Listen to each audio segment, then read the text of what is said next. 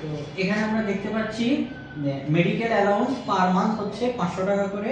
তাহলে per month যদি 500 টাকা হয় 6000 টাকা হয়। মেডিকেল অ্যালাউন্সের রুলস আছে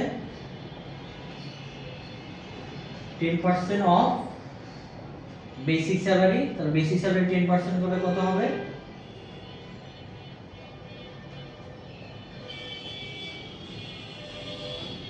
36000 হবে। और এনুয়ালি টাকা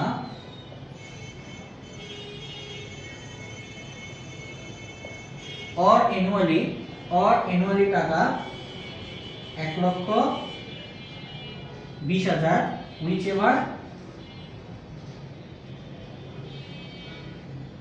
লোয়ার ওয়ান যেটি কম। তাহলে আমরা এখন দেখব যে 36000 টাকা বেশি, 36000 টাকা কম না 1,20,000 টাকা কম। তো আমরা দেখতে পাচ্ছি 1,20,000 টাকা কম। তো আমরা এখানে লিখব 36,000 এর চাইতে 1,20,000 এর চাইতে 1,36,000 টাকা কম। তো এখানে আমরা লিখব 36,000।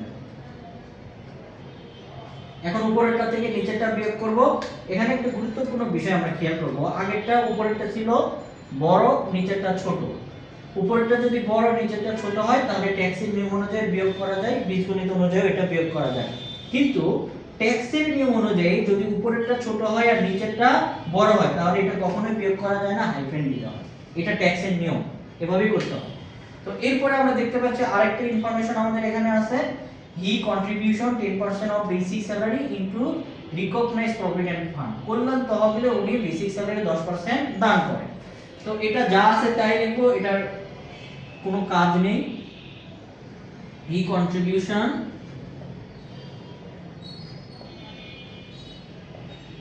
কন্ট্রিবিউশন আরপিএফ সংক্ষেপে এখানে লেখা যায় রিকগনাইজড প্রভিডেন্ট ফান্ড, এটা সংক্ষেপে আরপিএফ লেখা যায়। তা আরপিএফ এর মানটা আমরা করব 10% বেসিক স্যালারি। তাহলে বেসিক স্যালারি এখানে কত আছে, তার 10% করে সরাসরি দ্বিতীয় কলামে লিখব 36,000।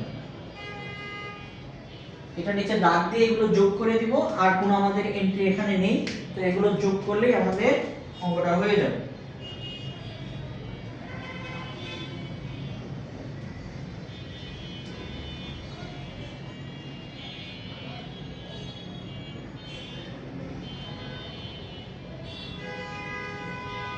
তো এখানে হচ্ছে 5,55,600 টাকা, 5,55,600 টাকা।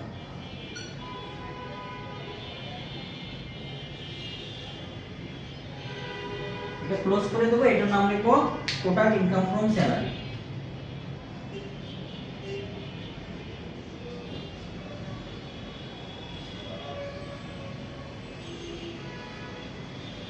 তো এইভাবে আমরা অঙ্কটা করব, করে ক্লোজ করে দেব।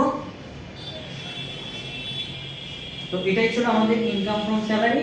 একজন বেসরকারি কর্মকর্তার ক্ষেত্রে কিভাবে অঙ্কটা করা যায় সেই প্রসেসটা আপনাদেরকে দেখানো হলো। আজকে এই পর্যন্ত। সবাই ভালো থাকবেন, সুস্থ থাকবেন। আল্লাহ হাফেজ।